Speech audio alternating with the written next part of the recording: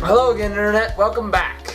If you saw my previous video and you wanted to see if I was still at it, thank you for tuning in. This is day 2 of my 30-day challenge.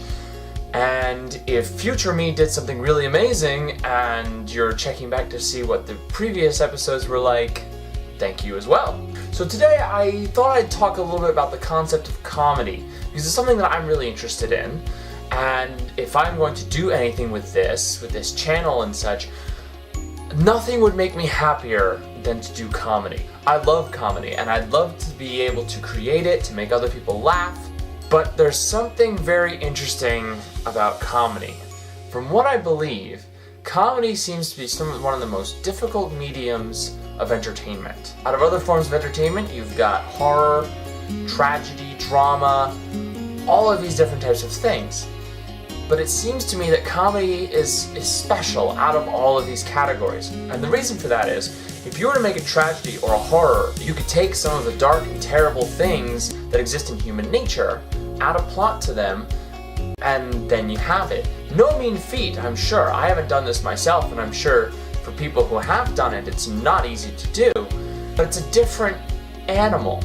You see, horror and tragedy are ultimately formed around truths. And in fact, the truer the better, because the more realistic it is, the more believable it is, the stronger it affects you. Because when you can take something so terrible and heinous and make it apply to our lives, we feel it on a much deeper level. Whereas comedy, on the other hand, almost comes naturally. So naturally that we don't want realism. This is true. If you look at some of the greatest comedic works, they're based on truth, but not necessarily true. They have an underlying level of truth, and layered on top of that is absurdity after absurdity after absurdity, and that's what makes it funny. It almost seems like comedy is an extension of the abstract. You take a story, and then you bend it just enough to make it so unbelievable and unimaginable that it's hilarious. It's so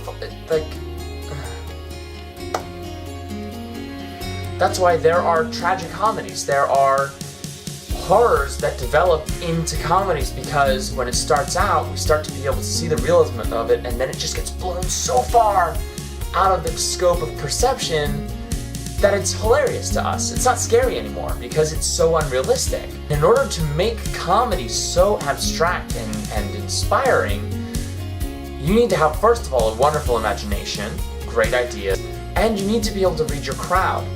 One of the most challenging things it seems to be when developing comedy is making something funny that other people are going to find funny. I might enjoy something that the next person might not find funny at all. It's definitely something that I would like to try and explore, possibly over the course of this series. So I just wanted to talk about the concept of creating such a thing, even if it doesn't come to fruition, just so I can look back at this in the future and review some of my own ideas. But I think that's all for me tonight, so I'll see you guys tomorrow. Ciao!